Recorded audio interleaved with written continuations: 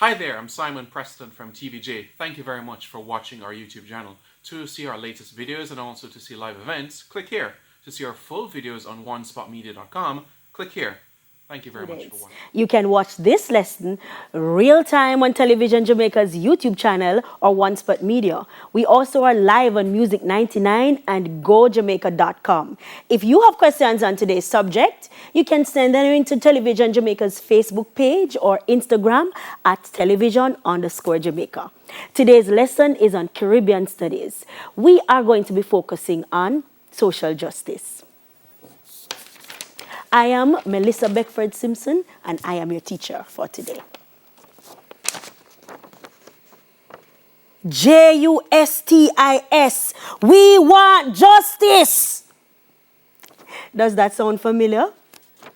Does that sound familiar to you? If you are a Jamaican, then it should sound familiar, because this is often what our placards look like when we are demonstrating in the streets that we want justice. And we want the Prime Minister to come now and to come and fix the road. And we want the Prime Minister to come now and fix the water and all that is going wrong. And we want nobody less than the Prime Minister. Yes, you guessed it. We're looking today at the topic social justice. All right? So the goal of the lesson today is to explore the issue of social justice in the Caribbean in all its facets, in the context of development. Remember now, everything to do with Module 3, we're looking at it in the context of development. Okay, so what are our objectives today? We want to define the term social justice. We want to explain the historical underpinnings that underscore the emergence of the concept of social justice. We want to assess the breaches to social justice in different facets of Caribbean life. And we also want to determine the extent to which these breaches have negatively impacted the quest for development in Caribbean states. Okay, so let's move on. What then is social justice? It is an understanding that all people who live in a society have or are entitled to equal access to basic resources, right? And this is regardless of race, ethnicity or religion, class, age, sex, sexual orientation, you name it, regardless of any of those factors. All persons who live within a society are entitled equally to all of its resources. That is the concept of social justice. Okay, now, when we're talking about that, we want to look at that in the context of Caribbean society. We will recall that the Caribbean is a mixture, what we call a melting pot of different people, right? So we have mainly people of African descent, but we also have people of Indian descent, Chinese descent, who came to the West Indies in the 1840s and 50s to work to replace the newly freed peoples in the Caribbean. We have pockets of indigenous peoples in Belize and Suriname and Guyana and so on. And so we are a melting pot of different peoples with different ideas and cultures and so on. But it does not matter where we originate from. We all occupy the Caribbean space, first as a Caribbean region and then as individual countries within the Caribbean. All right? So therefore, it goes for everybody. So we talk about, equal access to everything that's in the society. Why would this not happen? What would cause this not to happen? The fact is that we have vulnerable groups within the Caribbean, right? Women have been a vulnerable group at different times in our history. Men, too. Notice I put men there. In the context of what we call marginalization. You may be familiar with the idea of the male marginalization theory, which talks about with the increased access of women to higher education, that the men are sidelined and therefore marginalized. It's a very controversial issue, but yes, it is there. And then we have indigenous groupings in places like Belize, as I mentioned before. We have persons with disabilities. They are part of our society. So, things like ramps in public spaces and those kinds of things must be done. We have ethnic and religious groups, and this kind of discrimination we call creedism, right? And then we have children and the elderly, and you put all of that into one grouping that we call ageism. And then, of course, you have LGBT groupings who feel that they are vulnerable in the Caribbean, and more so in the Caribbean than probably some other places. All right, so the idea of social justice is predicated on some words, right? So there are generally some terms that are used when you're talking about justice or the lack thereof. So you have prejudice, discrimination, stereotypes, marginalization, abuse. All of these are words that we will see coming out when we're talking about social justice. All right? So prejudice, what is that? It is essentially a kind of mindset, a preconceived mindset about someone, right? It's usually negative. And then you have stereotypes. It's connected to that. What is a stereotype? A stereotype goes for a grouping of people, not just one individual. So that prejudice moves beyond just a conceived notion to a kind of idea that this is how these groupings of people are. All right? So we can think about indigenous groupings, for example, right? And what they are normally considered as. And then we have discrimination, and that's a broader word that is used to look at acts of prejudice that are normally given against groupings of people, and abuse, right? Which takes it a little bit further, and there are legal situations concerned with that. Now, how do we classify social justice in the Caribbean? When we're talking about social justice, we have to talk about two important words. First word, rights. All right? So it's predicated on these buzzwords, rights. What are rights? And it's simply the idea that humans are entitled to certain things just by virtue of being human and living in a certain society. Natural rights are connected to that, and it says that they are God-given. You're talking about things like life and liberty. Just because you're a human being, God gave you these, you know? And then you have civil and political rights. How well are people allowed to participate in the affairs of the country, such as voting and so on? And then you have economic and social rights. Equal access to the resources of the country so that people can live in a state of dignity.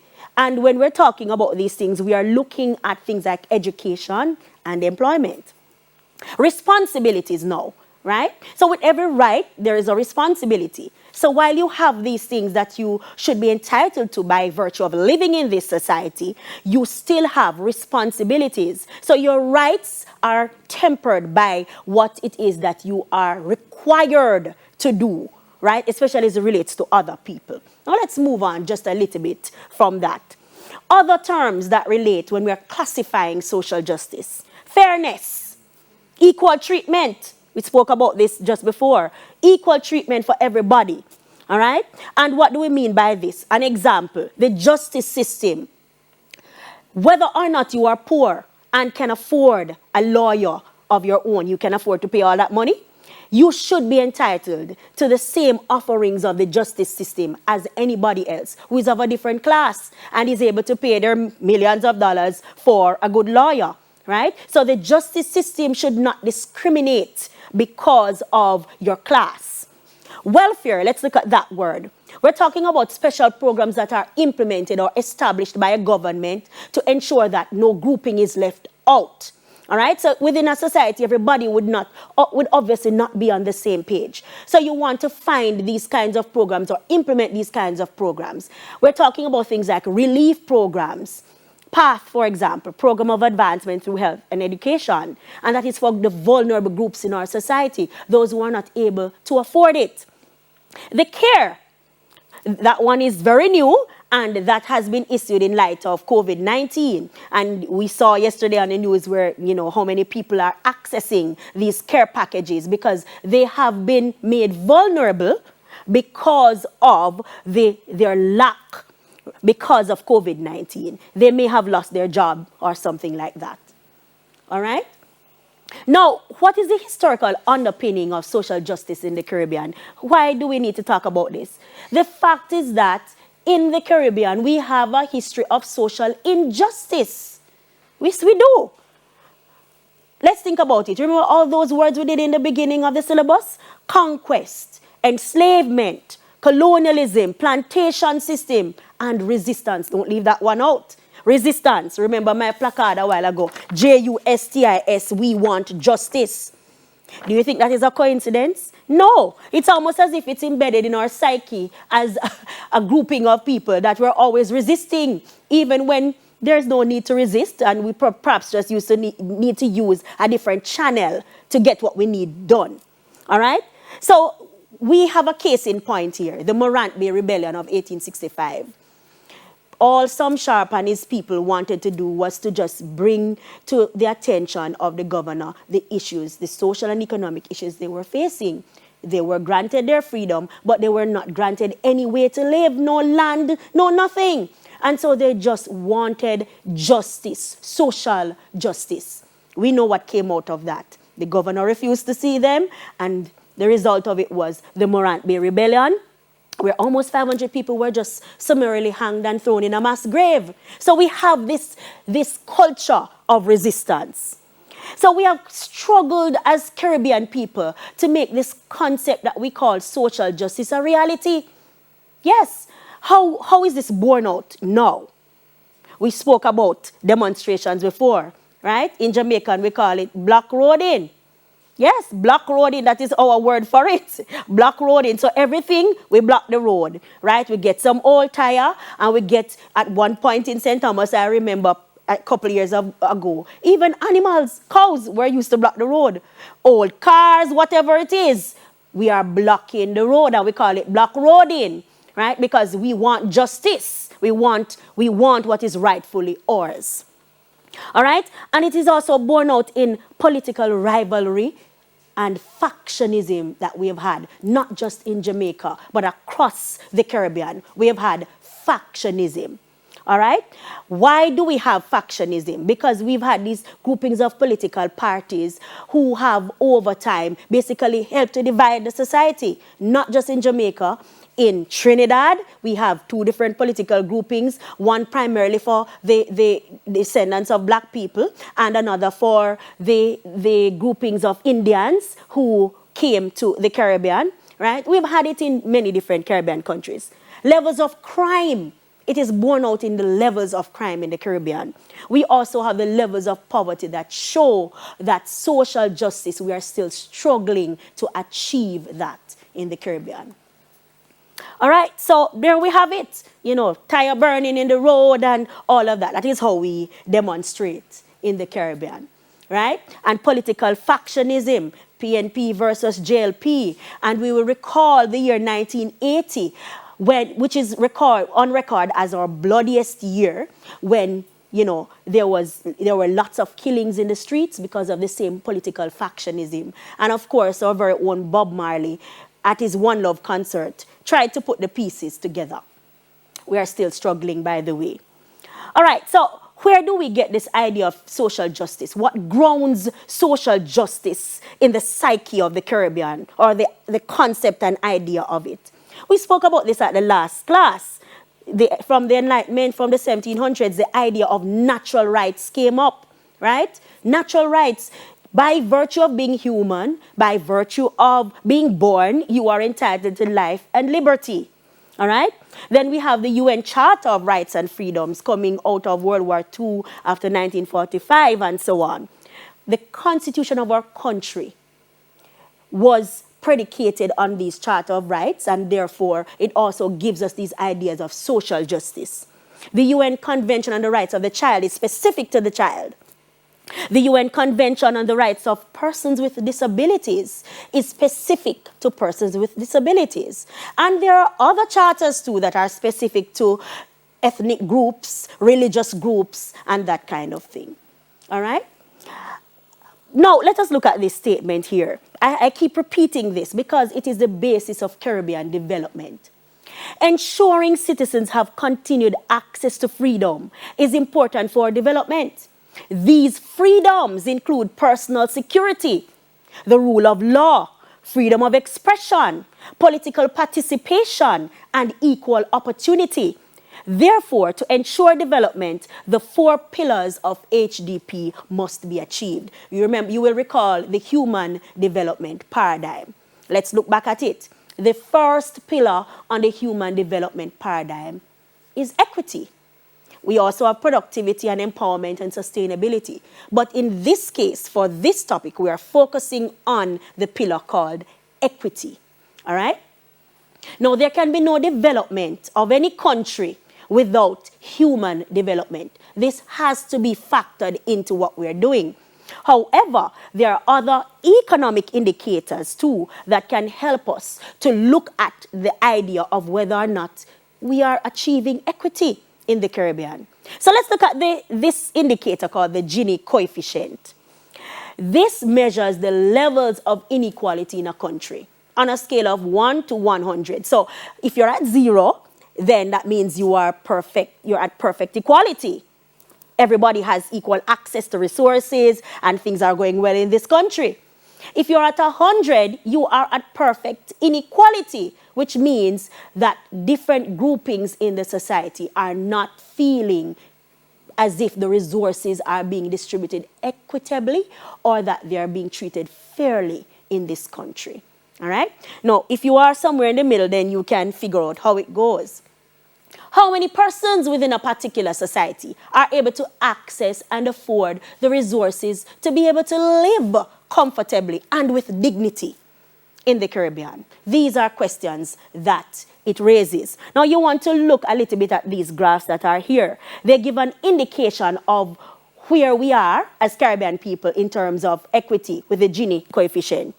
All right. Now, this graph lists not just Caribbean countries, but also Latin American countries. So it gives you Bolivia and so on. But Jamaica is at number 3 on the first one. And Jamaica is at 60. By the way, this was at 2010. This graph is from 2010. And then further down, we have the Dominican Republic, somewhere at about 55. But there are Caribbean countries that are ranking lower than the 50 mark. Obviously, if you're at the 50 mark, you are halfway there in terms of equity in your country. All right? So we move on from there now. I want to just examine very, very briefly some of the breaches of social justice that have occurred in the Caribbean. All right? So let's just remind ourselves of what they are. We have creedism, ageism, gender inequality, sexism, which, ties in there, extrajudicial killings / police brutality, classism, domestic violence, violence against women. Yes, there are 2 different things because domestic violence does not always include women. Sometimes it includes men and it also includes children. Everybody within the domestic space. All right? And then you have discrimination on the basis of sexual orientation. And this list is not exhaustive. There are many other kinds of breaches that we can think of in terms of, social justice or the lack thereof in the Caribbean. So the real question that we want to ask, as we look at these breaches, the real question we want to ask is, where are we as Caribbean countries? Can we truly say that we are on the path to development when we have so many instances of these breaches taking place? And can we examine the Caribbean as a whole, or do we need to look at each Caribbean country to determine the extent to which this particular Caribbean country is, somewhere near equal in terms of giving everybody, all groupings within the society, some kind of access? And we may need to look at it individually because not all Caribbean countries have the same kinds of issues dealing with. Belize and Suriname and Guyana that have large pockets of indigenous groupings fighting over land and, their rights, so to speak. Then we have different issues coming out there. We do not have that issue in Jamaica, but we have other issues. Let's look at gender inequality. What are the buzzwords that come under gender inequality there? We have patriarchy. What is that? A society that is based on the male's domination or male dominating most everything. right? Do we still have a patriarchal society? To what extent is that changing? Let's think about that. The gendered workplace, yes? We know that the statistics in terms of higher education in the Caribbean are higher for females, right? Every year we hear numbers that sound, that go somewhere near 60-40 in favor of females, 70-30 graduating from the universities. Yet, we have these issues continuing all the time. But when we go to the workplace, it's not necessarily bearing that out. Look at the parliament, for example. What is the ratio of male to female who sits in our parliament? When we have so many women who have achieved higher education. In the workplace, we still have this issue in the Caribbean where even though we have more qualified women in the workplace, we still have at the very top, at the CEO level, we still have mostly males. So breaking the glass ceiling, women are still trying to break that glass ceiling. Sexual harassment, it comes into the workplace, but not just in the workplace, in other areas of life as well. You know, you're just walking along on the street and it's a norm for us. Yo, baby, wagwan. And men are touching you all over and they feel they have a right to do so. And it's just a part of us. We are going so far. You're going too tighty, that kind of thing. And we don't see it as anything, but it's sexual harassment, right? And then we have domestic violence. Okay, let's look at that just a little bit. Now, we know that usually when we hear of domestic violence, we're thinking about mainly the females in the home. But statistics across the Caribbean prove that, contrary to what we believe, children are have the highest rate of domestic violence. Because we don't generally look at it that way. We usually look at it in terms of females, And then we also have an issue where there's a high rate of males being abused in domestic violence. But of course, we don't have a culture of reporting that kind of thing.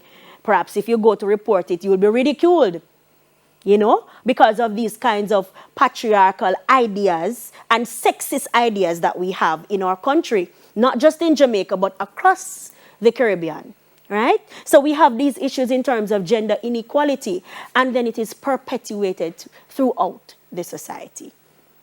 All right, let's move on to another one, right?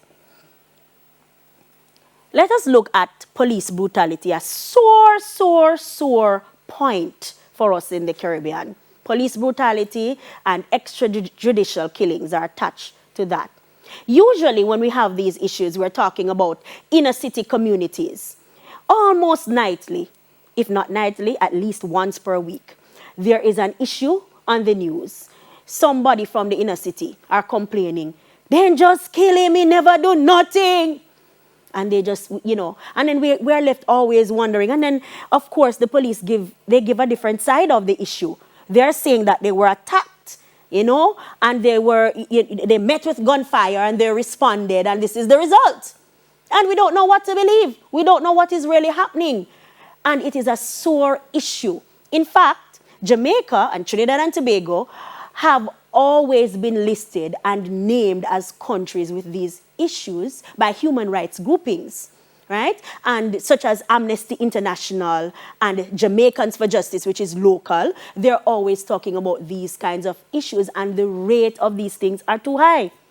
So Jamaica is infamous for our statistics on these things. Police killings are high. Let's look, for example, at the Tivoli incursion situation of May 2010. All right? We did have a situation there where the police were met with what we call bad man in Jamaica, right? In search of one bad man. And the result of that, according to the official statistics, is that there were over 70 persons who were killed in this incursion that lasted a couple of days. And the entire country was under a state of emergency because of that. Following that, there was an inquiry, a commission of inquiry. And of course, there was some compensation made to the to the persons who live in this West Kingston division, not just in Tivoli, but in neighboring areas as well.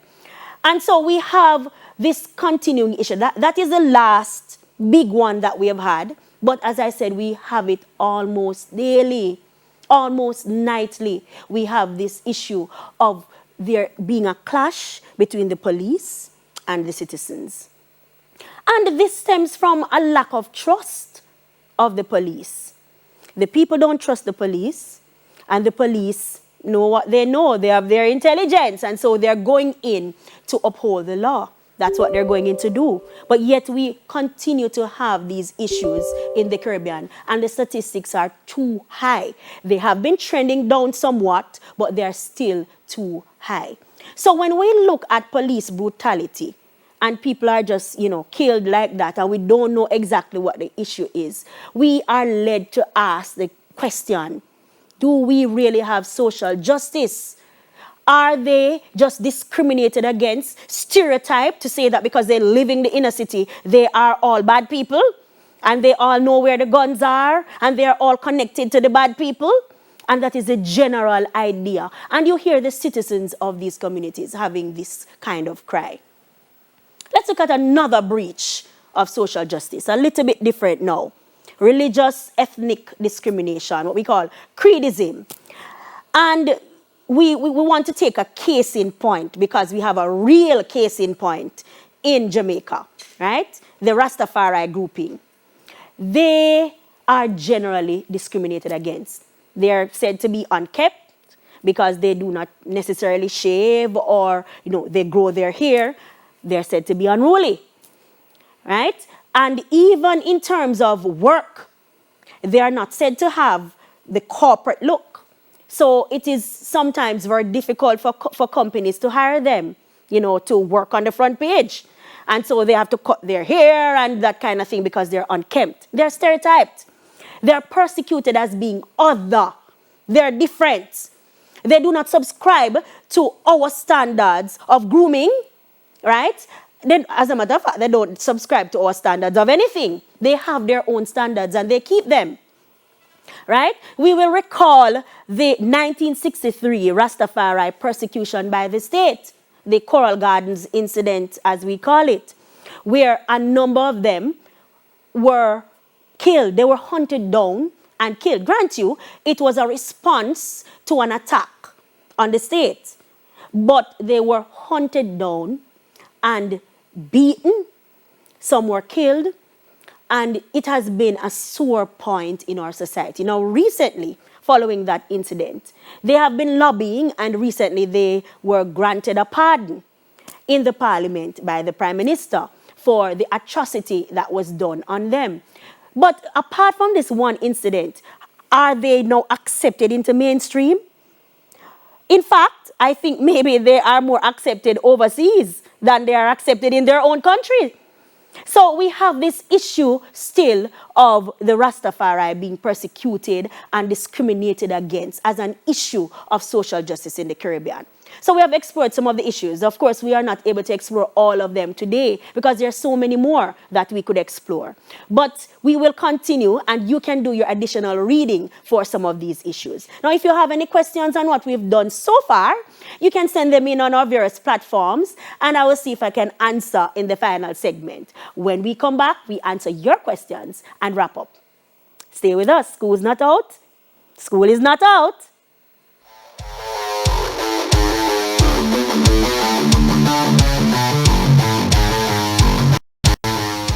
Hi there, I'm Simon Preston from TVJ. Thank you very much for watching our YouTube channel. To see our latest videos and also to see live events, click here. To see our full videos on onespotmedia.com, click here. Thank you very much. Inferior. The Ministry of Education, Youth and Information, along with TVJ, present Schools Not Out, CSEC and CAPE lessons live Mondays to Fridays from 9 a.m. to 12 noon, with weekly Schools Not Out tutorial sessions on Saturdays from 1 p.m. to 4 p.m. Schools Not Out, live CSEC and CAPE lessons here on TVJ. First of Ethiopia. Now, these words I chose to start this segment because they speak to forms of discrimination taking place, and the concept of social justice is being borne out through this song. So when you think of the words that he says, until the philosophy which holds one race superior and another inferior. There's no social justice going on there. So he's saying that it should be finally and permanently discredited and abandoned. And then further in the song, he goes on to talk about so many other issues. Now, Bob Marley was not necessarily referring to the issues in Jamaica per se. He was referring necessarily to perhaps the apartheid system in South Africa. But it does not matter because the same ideas of social justice are important and are being borne out in the song. And what he continues to say is that there will always be war as long as people are not feeling equal. As long as people are feeling that the resources are not for them.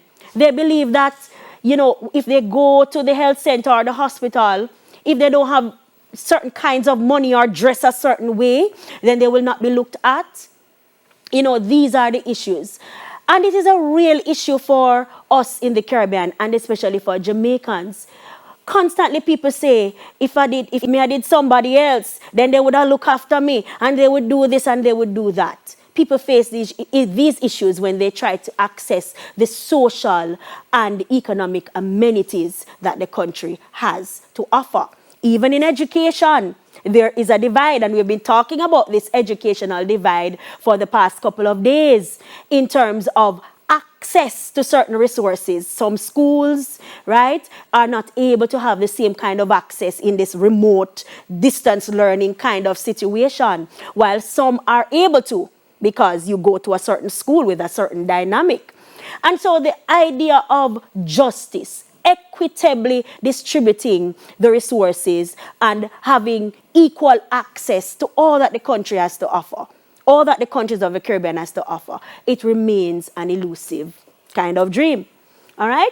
So we want to move on, though, from this point, and we want to look at how to use our brain with this kind of topic, right? So we want to move on, shift gears just a little bit from social justice, from the concepts of social justice and the meanings and so on. And we want to use our brains just a little bit in this segment before we have to go. All right? Now, I know that many of you are still working on those SBAs and you're not coming up to the grade that you want it to come up to. It is my hope that you are somewhere near the final stages. So if you are near the final stages, you want to be looking at the conclusions, the limitations, and the recommendations. Last week, we gave you some more tips as they relate to the discussion of findings. All right? So let's get those brains active now. All right, so the conclusions and limitations. What is the conclusion? And the conclusion is worth 2 marks. It is one paragraph that sums up the main ideas and points related to the research. One paragraph. So you don't need to give any details here. You would have given all of your details in your analysis and your discussion and so on. You just want to summarize what is it that is coming out of this research. You want to be careful and be concise, but at the same time, you don't want to lose the idea. You don't want to lose the whole essence of what you are doing for the SBA. All right? So that's worth 2 marks. If you are able to come up with a good conclusion, that's 2 marks. Limitations. Simply, what are the challenges that you faced in conducting the research? And as I love to say, saying that you gave out the questionnaires yesterday and collected them today and you didn't get all of them is not necessarily a challenge. That would mean that is something that you didn't do correctly, right? So a legitimate challenge that you faced in conducting your research. That is what you want to look at, all right? Was it that you could not find enough secondary resources to do what you needed to do with this research and to ground your research? Because that's what your sources are. Your secondary sources are there to ground your research, to give it some kind of legitimacy. Was it that you were unable to find enough of these resources? Then that is a legitimate challenge. And there are many other things that you could come up with as a challenge in terms of doing your research. All right, now could we look at the recommendations just a little bit before we go? The candidates are expected to present at least 2 recommendations. Now the recommendations are worth 4 marks. It does not mean that you are to present necessarily 4 recommendations. It means that if you have 2 well-written and well-ventilated recommendations, then you are well on your way to receiving those 4 marks, right? Now, these recommendations need to be very, very, very specific, all right? So what is it? And it's good to lay your recommendation. So you could begin with a recommendation on the local level, and then you could move on to a recommendation on the national level. What is it that you want the government or a government agency to do, all right? But then you can also look at what do you want the community to do in which you're conducting your research, all right? So then, this is what we need to look at when we're looking at the recommendations. You need to look at what. All of these questions must be answered, what, when, where, how, why, and who, right? So what is the exact recommendation? You may suggest a program. You may come up with your own program, or you can come up with a completely new program. You may look at, for example, the program path. Do you think path is sufficient? Do you think that is something that you need to strengthen? The government needs to strengthen PATH program and give it more access so that more people can come in, more people can have access. Remember, we're talking about social justice just now, and it comes right in, right? The no user fee policy in hospitals, for example, if that's what you're looking at. Is it working? What can be done differently in order to improve this program? Would you throw out this program and put in another program? All right, so that is the what. When would you implement this? If you want to have parenting sessions in your community, for example, in the community centers, when? On a Monday night at 6 p.m., parents would come, right? Where you would talk about having it in the community centers. How will this be done? And who will be doing it? Would you be asking guidance counselors from the schools?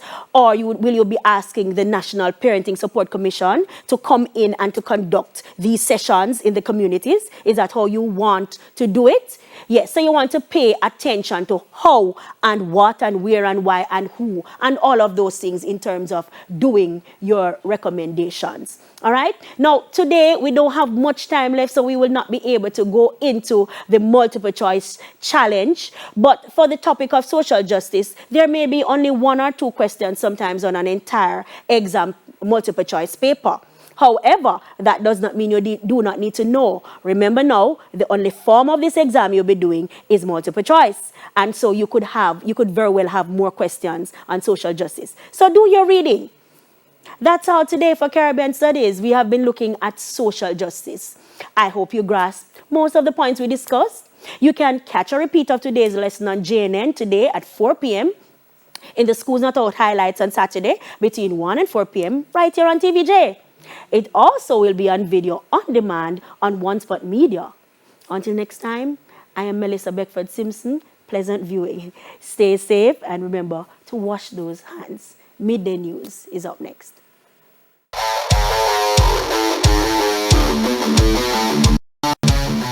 Hi there, I'm Simon Preston from TVJ. Thank you very much for watching our YouTube channel. To see our latest videos and also to see live events, click here. To see our full videos on onespotmedia.com, click here. Thank you very much for watching. Hi there, I'm Simon Preston from TVJ. Thank you. Get moving! Home workout series with Jamaica Moves. Jamaica move, mobilize, flexercise. Jamaica move, Jamaica move, Jamaica move, mobilize, flexercise. Come on, take a selfie, breathe. Mondays, Wednesdays, and Fridays at 8:35 a.m. Hi! We haven't left you out. It's Get Moving Kids. Wall Street above. We're moving. Home workout series with Jamaica Moves. Tuesdays, Thursdays, and Fridays at 2 p.m. on TVJ. Get moving! Home workout series with Jamaica Moves. Jamaica